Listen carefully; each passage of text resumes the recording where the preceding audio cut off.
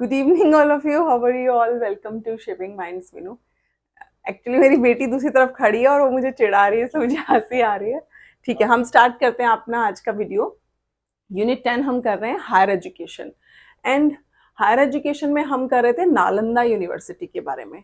ठीक है, नालंदा जो यूनिवर्सिटी है उसमें मेथड्स ऑफ टीचिंग क्या था। मैंने तक्षशिला के बारे में आप लोगों को बताया था कि वहां पर कोई भी एंट्रेंस एग्जामिनेशन या एनी अदर एग्जामिनेशन जो है वो कंडक्ट नहीं कराया जाता था। लेकिन नालंदा में 3 मेथड्स ऑफ टीचिंग थे, that is verbal, explanatory, lecture method, debate, discussion method. ये इस तरह से टीच किया जाता था एंड वेरी टफ एग्जामिनेशन जो है वो कंडक्ट कराया जाता था फॉर द एंट्रेंस, ताकि आप नालंदा यूनिवर्सिटी में एडमिशन ले पाए। तो उसके लिए एक एंट्रेंस एग्जाम होता था, कंडक्ट कराया जाता था और वो होता था बहुत ही टफ।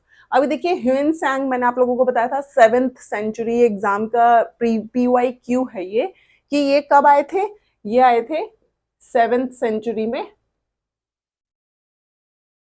एंड आप बिलीव नहीं करोगे, ये China to India by foot, यानी चल कर आए थे एजुकेशन लेने के लिए। तो देखिए जील कितना है कि हम ये यूनिवर्सिटी उस टाइम पे इतनी फेमस थी कि चाइना से आके लोग और अदर कंट्रीज से लोग आकर यहाँ पर पढ़ रहे थे। Hiuen Tsang received education for 5 years। उन्होंने 5 years तक यहाँ पे एजुकेशन ली। He met Shilabhadra who was an expert in yoga. जो ह्यून सैंग थे वो किससे मिले? सीलभद्रा से मिले, और जो क्या थे? एक्सपर्ट थे योगा में। तो ह्यून सैंग ने उनसे योगा की एक्सपर्टीज भी सीखी। Next is the admission criteria was tough. Admission का क्राइटेरिया बहुत ही टफ था एंड इसमें एज भी डिसाइडेड थी कि एटलीस्ट मिनिमम आपकी एज 20 ईयर होनी चाहिए for the admission in Nalanda university, into Nalanda university में एडमिशन लेने के लिए 20 ईयर एज आपकी होनी चाहिए। Many facilities offer free of cost, totally depends on the ability और कैपेबिलिटी ऑफ द स्टूडेंट। तो बहुत सारी ऐसी फैसिलिटीज थी जो फ्री ऑफ कॉस्ट दी जाती थी। उस टाइम पे इतना ज्यादा फी स्ट्रक्चर की चीजें नहीं थी, ज्यादा ध्यान इस चीज पे दिया जाता था कि स्टूडेंट में अगर स्टूडेंट बहुत कैपेबल है तो उसको वो चीजें फ्री ऑफ कॉस्ट प्रोवाइड कराई जाए।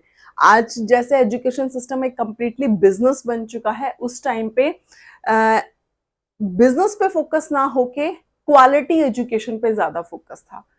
लोगों के डेवलपमेंट पे, कैसे उनका डेवलपमेंट करना है, अगर उनके पास पैसे नहीं है तो भी एक तरह से सोशली जो चीजें थी वो ज्यादा अच्छी थी।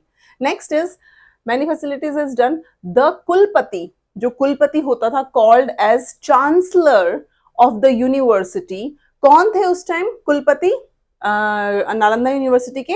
शीलभद्रा, ये याद रखिए, जिन्होंने ह्यून सैंग को भी एजुकेट किया था। He was expert in sutras and shastra book. वो सूत्रों में और शास्त्र में एक्सपर्ट थे शीलभद्रा। 9 फ्लोर की लाइब्रेरी थी। आप सोचिए उस टाइम पे नालंदा यूनिवर्सिटी में 9 फ्लोर्स, 9 स्टोरीज, इतनी बड़ी लाइब्रेरी थी। एंड नेम्ड एज, और ये भी PYQ है, प्लीज ध्यान रखिए, ये भी आपका PYQ है और ये भी आपका PYQ है, ये भी PYQ है कि जो नालंदा में यूनिवर्सिटी लाइब्रेरी थी उसका नाम क्या था? उसका नाम था धर्म गूंज। क्या नाम था? धर्म गूंज। और इसके अंडर 3 डिपार्टमेंट्स थे जिनके नाम भी आपसे पूछे जा सकते हैं। रत्ना सागर, रत्ना रंजक एंड रत्नोदधी।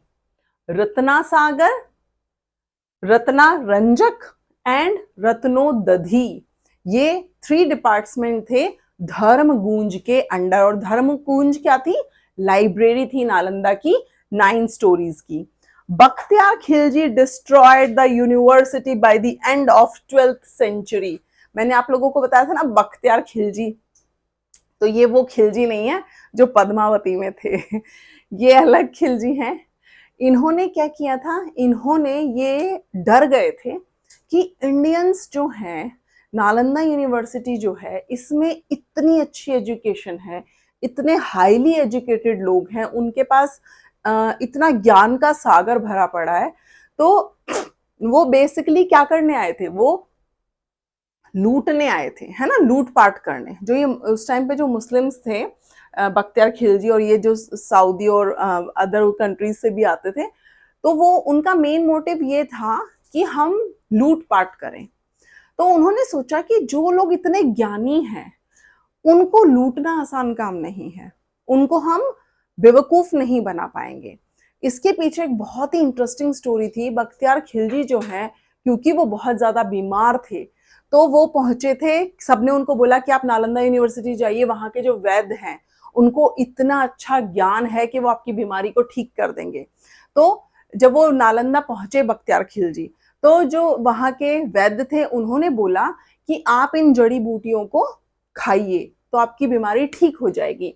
लेकिन बख्तियार खिलजी क्योंकि मुस्लिम थे और वो इन चीज़ों में बिलीव नहीं करते थे, वो नहीं चाहते थे कि मैं कोई जड़ी बूटी ये सब खाऊं जिससे मैं ठीक हो जाऊंगा। उन्होंने इस चीज़ को कंप्लीटली रिजेक्ट किया।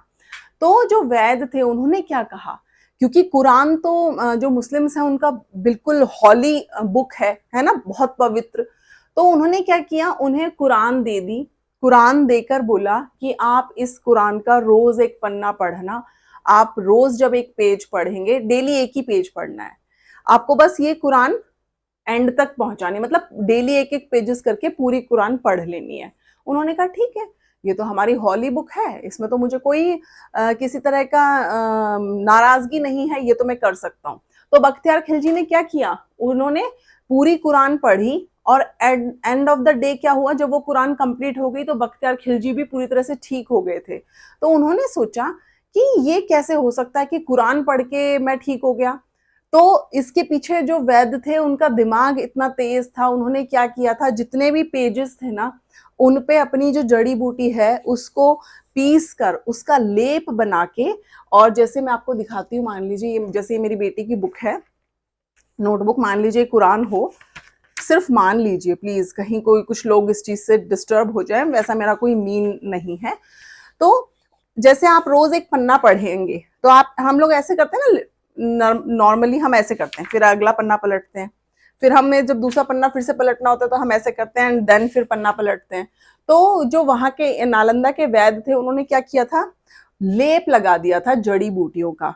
तो बख्तियार खिलजी जब रोज कुरान पढ़ने बैठते एक पेज, तो वो जब पन्ना ऐसे पलटते, धीरे धीरे जब वो कुरान खत्म होती गई तो क्या हुआ, जो दवाइयां थी वो उनके पेट में चली गई, जिससे वो कंप्लीटली ठीक हो गए। जब वो वापस नालंदा आए कि तुमने ऐसा क्या किया कि मैं ठीक हो गया, तब वहां के वैद्य ने बताया कि हमने ये तरीका अपनाया। इस चीज से उनको खौफ हुआ कि जो लोग इतने ज्ञानी हैं कि उन्होंने इनडायरेक्टली मुझे जड़ी बूटियां खिला दी, तो मैं इन लोगों को एक तरह से बेवकूफ नहीं बना सकता या लूट नहीं सकता। तो उन्होंने क्या किया, उन्होंने, वो डर गए थे इतनी एजुकेशन से, इतने ज्ञान से। तो बख्तियार खिलजी ने जो नालंदा यूनिवर्सिटी की 9 स्टोरी की पूरी 9 फ्लोर की जो लाइब्रेरी थी उसको जला दिया था, ताकि सब कुछ खत्म हो जाए, सारा ज्ञान खत्म हो जाए और वो ज्ञान आगे फॉरवर्ड हो ही ना पाए, आगे जो स्टूडेंट हैं उन्हें कुछ मिले ही ना। और उन्होंने नालंदा यूनिवर्सिटी की का जो स्ट्रक्चर था, जो बिल्डिंग थी, उसको भी कंप्लीटली डिस्ट्रॉय कर दिया था, मतलब जलन में, जेलसी में, परेशान होकर। तो ये था बख्तियार खिलजी जिन्होंने नालंदा यूनिवर्सिटी को डिस्ट्रॉय किया। ये क्वेश्चन भी एग्जाम में आया है, ह्यून सैंग का क्वेश्चन एग्जाम में आया, 7th सेंचुरी में वो आए। एंड धर्मगूंज लाइब्रेरी का नाम था, उसके नीचे रत्न सागर, रत्न रंजक एंड रत्नोदधि 3 डिपार्टमेंट्स थे, ये जरूर आप लोगों को याद रखना है। तो ये था, और शील भद्रा कुलपति थे उस टाइम नालंदा यूनिवर्सिटी के, एंड ह्यून सैंग ने शील भद्रा से ही एजुकेशन ली थी एंड 5 इयर्स तक वो यहाँ पर रहे थे। एक और वेरी इंपॉर्टेंट चीज जो शायद मैंने यहाँ पर मेंशन नहीं की है, ये he translated many Buddhist text from Sanskrit into Chinese language। क्योंकि आप लोगों को पता है नालंदा में बुद्धिस्ट कल्चर को सिखाया जाता था। तो जितने भी बुद्धिस्ट टेक्स्ट थे जो संस्कृत में लिखे गए थे, उनको ट्रांसलेट किया फर्दर चाइनीज लैंग्वेज में ह्यून सांग ने, और वो यहाँ से वो सारा ज्ञान का भंडार ट्रांसलेट करके अपने देश चाइना ले गए, ताकि वहां के लोग भी इन चीजों को सीख सके। अब आप देखिए चाइना कितनी आगे पहुंच गया है हमारे से ज्ञान लेकर, और हमारी यूनिवर्सिटी डिस्ट्रॉय कर दी गई थी। आज हम ही लोग थोड़ा सा टेक्नोलॉजी में, हर चीज में उनसे कहीं ना कहीं थोड़े से पीछे हैं, बहुत ज्यादा नहीं है। हम लोग में अभी भी वो चीजें हैं कि हम फिर से अगर सभी बच्चे ईमानदारी से एग्जाम दें, बिना किसी फ्रॉड के, अच्छे से पढ़ के, तो आज भी हम दोबारा से नालंदा जैसा इतिहास जो है उसको क्रिएट कर सकते हैं। तो ये था नालंदा यूनिवर्सिटी के बारे में। नेक्स्ट वीडियो में हम मिलते हैं अदर यूनिवर्सिटी, क्योंकि ये जो हायर एजुकेशन है इसमें और भी यूनिवर्सिटीज हैं जिनके बारे में हमें पढ़ना जरूरी है। तो मिलते हैं नेक्स्ट वीडियो में। अगर कहीं भी कुछ भी प्रॉब्लम है तो आप कमेंट सेक्शन में मैसेज कर सकते हैं। Thank you so much, bye bye and take care.